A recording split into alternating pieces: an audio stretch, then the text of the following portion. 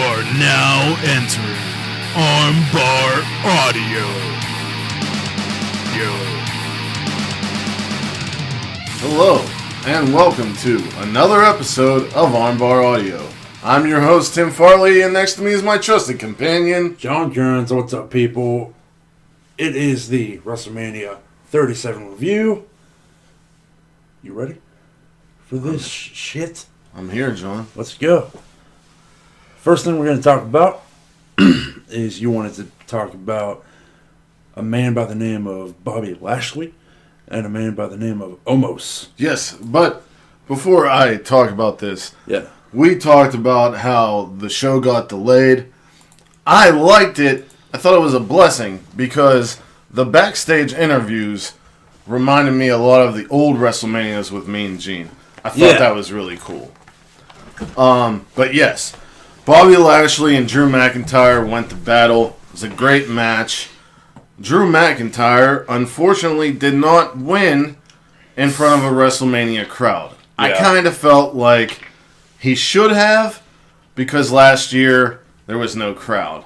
But, alas, he did not. The match was still good.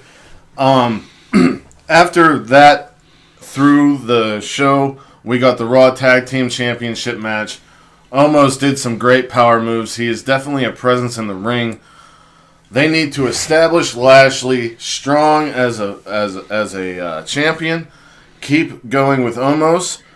Omos puts his eyes on Lashley, goes after him. MVP turns on Lashley and goes with Omos. Make it happen, WWE. Yeah. I agree. I think Omos would be nothing but a positive. The Hurt Business seems to be no more. Who's left in the Hurt Business? Is it just them dead two completely? MVP said the Hurt Business is still a thing. It's him and Lashley. It will always be him and Lashley. Whoever comes in and goes is whatever. I could see them just trying to recruit Omos to be with both of them, as opposed to MVP like turning on Lashley and going with Omos. Well, there's another fella that I think might be showing up tonight. A fella named Keith Lee. Yeah, I could see that. Keith Lee as a heel, though? I don't know, man. Or being a contender. Being a contender. Definitely. Talk about Riot Squad? Yes, the next match we got was the Tag Team Turmoil. Yes, for the number one contendership to Nia and Shayna's tag team belts for night 2. I like the pairing of Mandy Rose and Dana Brooke.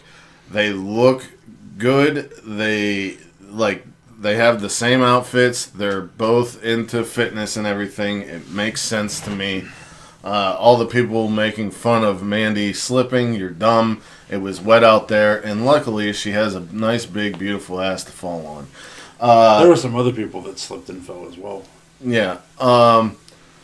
This match, also, shout out to Corey Graves when he said, "Who are you to doubt Billy Kay?" to Michael Cole, which was a direct callback to Bret Hart's promo.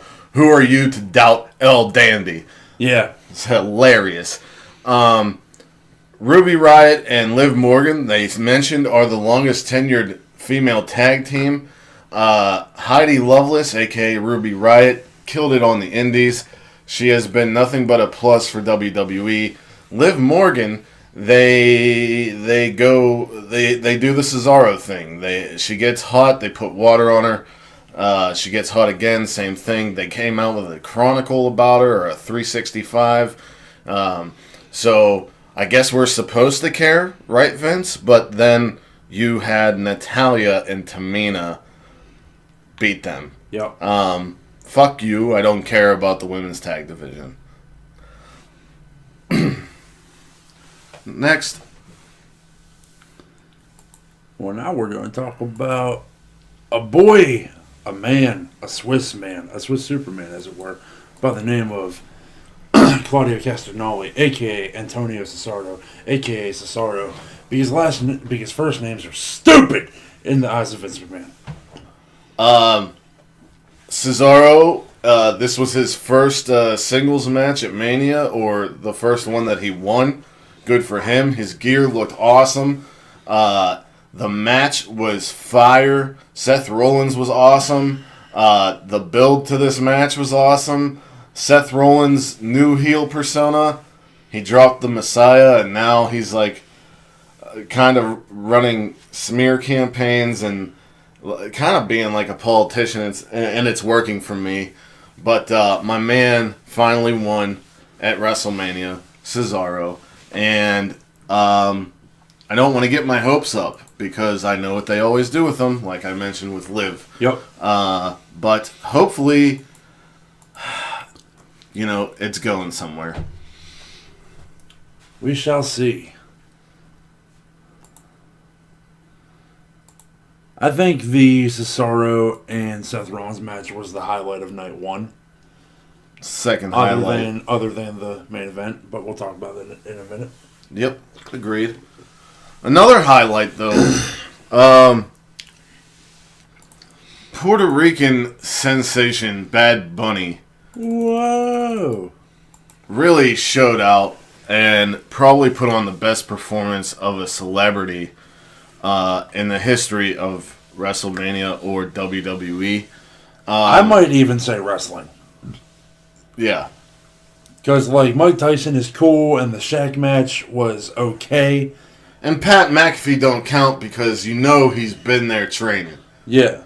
This dude came in, Orton talked about it. A lot of people talked about how he dedicated himself and stopped everything he was doing. And he hit a Canadian Destroyer, the huge splash to the outside. He had good chemistry with Damian Priest.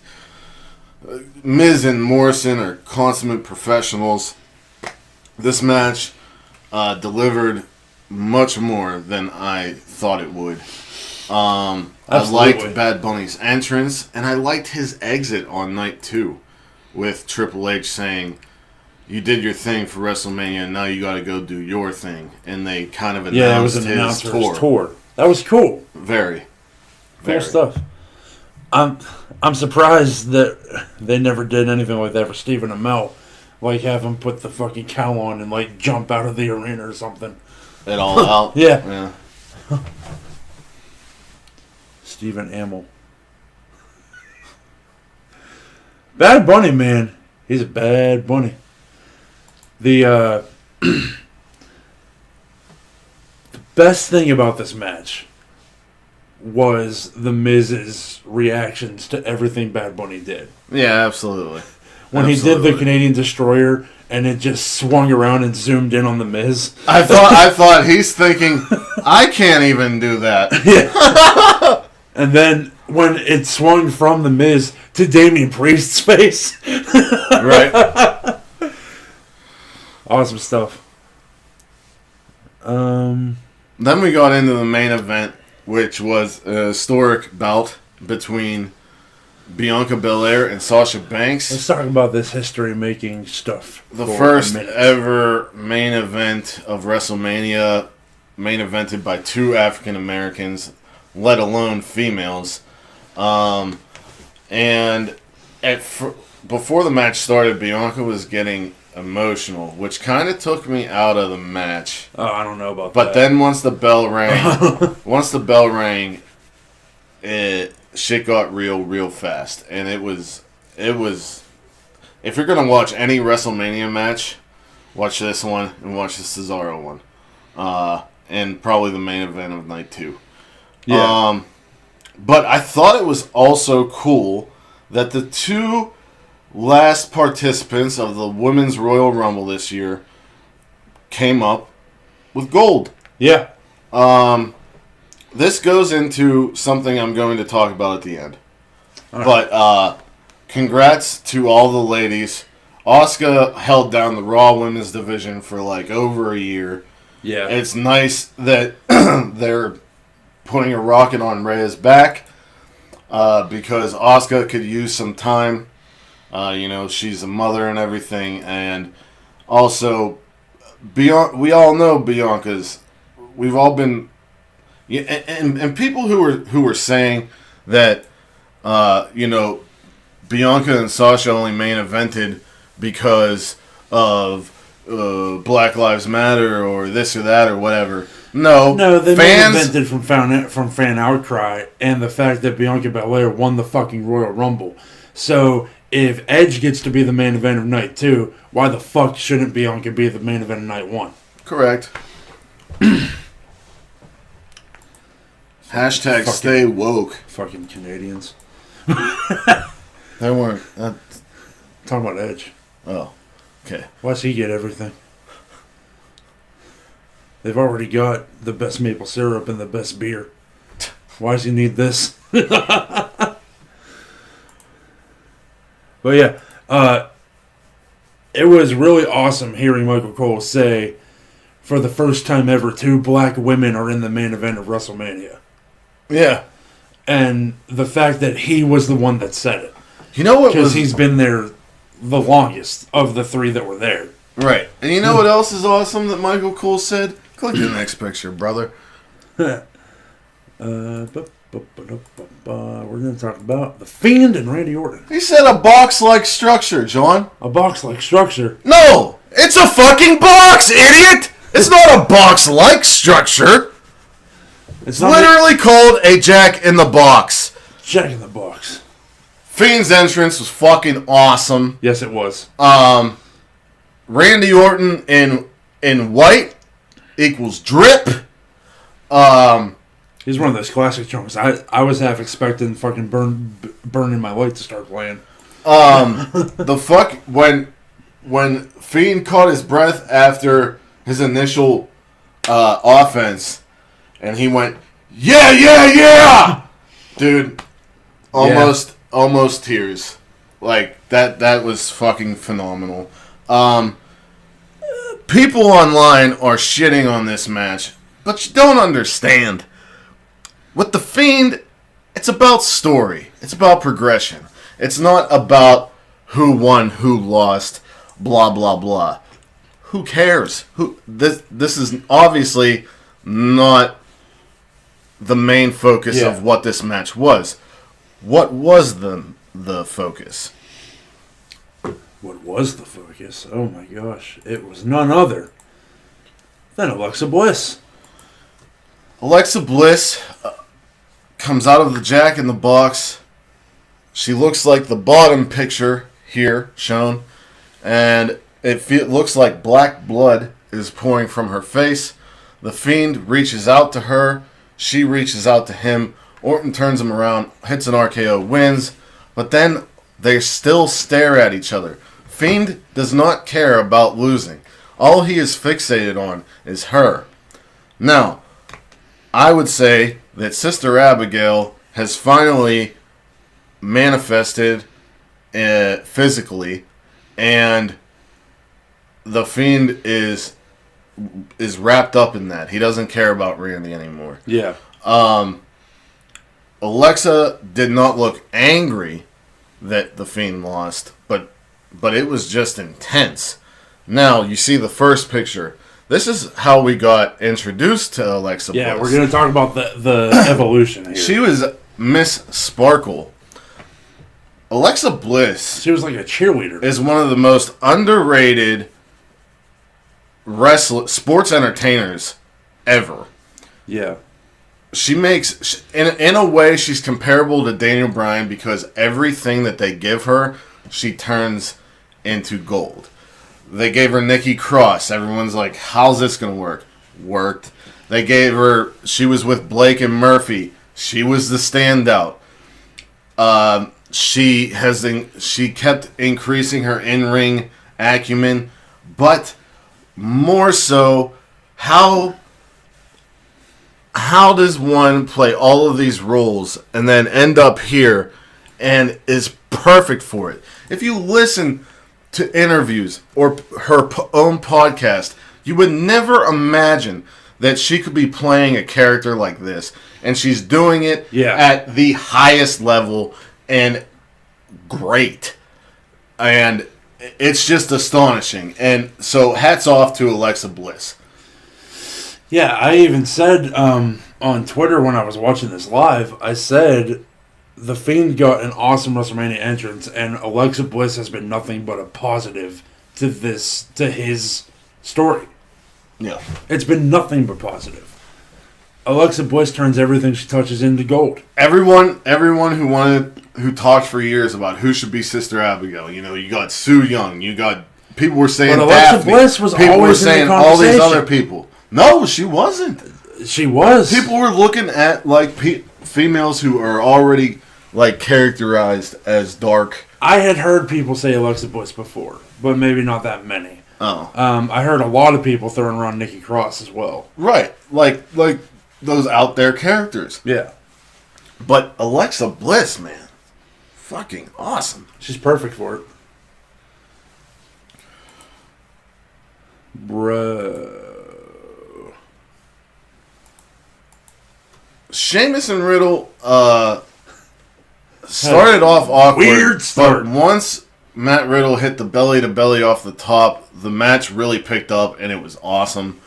The ending was fantastic. Riddle did like a springboard moonsault off the second rope, and Fella caught him with a bro kick. Yeah. And that busted him open, and he won the match. And it was awesome. Like, I was very, very happy with it. Sheamus is another one that a lot of people don't really give credit to. He's been killing it since he came in. Yeah. And Riddle has done well. They give him a lot of different stuff to do. It's very muddled and confusing, but hopefully Sheamus can provide an avenue for Riddle to get on one track. Yeah. If it it feels like they've gone headfirst as fast as they can into this pothead thing with Matt Riddle, when that was the thing that everybody said would keep him out of WWE. Right. But they are 100% in on it, and you can tell that they're in on it, because now they got him hanging out with fucking Rob Van Dam. And Rob And, Van like, Dam showing the rolling papers. Like, I don't think the weed stigma is there anymore at all. Right. So, I think Matt Riddle might do well after this. I mean, he could go after the Intercontinental title. He could go... Shit, dog, He he's can in try to get- WrestleMania. He's in already WrestleMania. doing well. Yeah, he is. And the fact that he uses a jackhammer is fucking hysterical. It is very hysterical because he has a long history of having issues with one Bill Goldberg. Let's talk about... John, What's up? I got a question. Yeah? What the fuck is a Nigerian drum fight? I don't know, because I sure didn't see any drums used. Exactly. So apparently, However- this drum fight was supposed to, the spiritual ancestry of his Nigerian blood for Apollo Crews and all this stuff. But the drums were nothing but props, and they were props that weren't used as weapons, or like there should have been a bunch of people banging on the drums while they were wrestling. Yeah. What the fuck? Like, They could figure that out for Sting's WrestleMania entrance, but couldn't figure it out for a match called a drum match. right. Apollo Crews wins with the help of none other than Baba Tunde, a.k.a. Daba Kato, a.k.a. Who is this man? I don't mind Apollo winning because... It's funny how everybody but Michael Cole knew who it was. Because Big E is a fucking star, Yeah. and he's destined for greater. Oh, yeah. So putting it on Apollo is fine. The match itself was fine.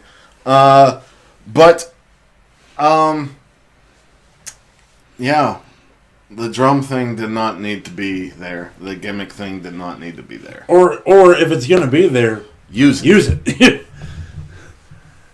Now, this is where the bulk of our conversation is going to be. I have a feeling. We're talking about the Universal title picture. First off, it's time for everyone, the internet wrestling community, casual fans, fans that don't even watch WWE anymore. It's time to start throwing a name into the GOAT. Who's the GOAT? And that name is Daniel Bryan. Yeah.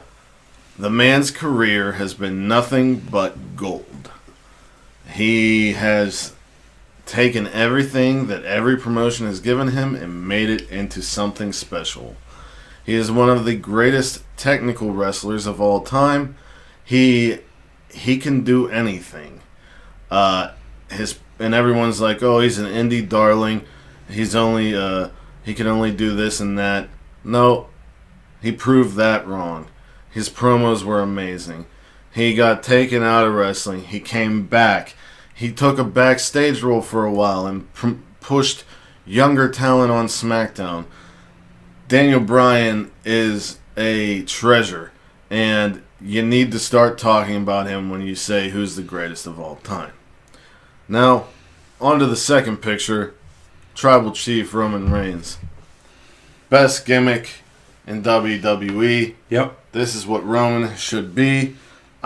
People were thinking Edge was going to win last night. I said Roman is only losing to someone that they're going to give the ball to next, or someone that they know they can get a long feud. Daniel Bryan is talking about retiring. Edge, we don't know his contract, but it doesn't seem like he's going to be around every week. Yeah. And the fact that Roman Reigns, third picture, pinned both of them is straight up fucking gangster and establishes him even more so. This match was rad. You got three great fucking performers. You got, what do you expect? Let's talk about the fact that this was a main event, a triple threat main event for the biggest show that WWE has, featuring three talents that should not be wrestling right now. Right. Two guys came back from career-ending injuries, and one guy is a two-time survivor of leukemia. Yeah. You don't think that all three of these guys are fucking gangster, as you said? Exactly. Now, my final thoughts on WrestleMania 37 as a whole. There was a lot of entertaining stuff. If you're looking for great matches, like I said, I'd go with the two women's titles. I'd go with Cesaro and Seth Rollins and the triple threat main event. John, you know what I really liked about WrestleMania 37? What?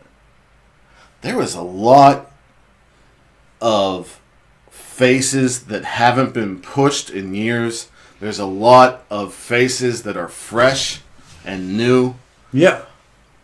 There was no Goldberg. There was no Brock. There was no Taker. There was no Cena. This was the first WrestleMania, I would say, that is showing the fans, okay, we heard you. We are going to start trying to create new stars. Yeah. And that is exciting to me, because that has been one of my major gripes with the WWE show. As of late, yes. Also, just the fact that there was a live crowd breathed life into the event. I agree. I mean, I was a little frightful for them. Yeah. But at the same time, as a fan watching, it was so fucking awesome to and see it again. definitely seemed more more regulated than I thought it would be. In my opinion. I saw a lot of staff there that was like keeping people in their lanes and all that, like saying this side's for moving this way, this side's for moving this way. If you're in this side, you're gonna get kicked the fuck out. Right. So, John, what would you grade WrestleMania 37? I am going to go, if I'm looking at the event as a whole, not just night by night, I'm going to go C plus to B minus. That's exactly what I was Is that what saying. you were going to say? Exactly what I was going to say. I'm leaning more towards B minus. And if I'm looking at night 1, that's a B, and night 2 is a C. Yep. Yep. Agreed. And with that, wherever you are in the world, whether it's morning, noon, or night, you have a great one, and peace and love to all of you. Bang! Bang.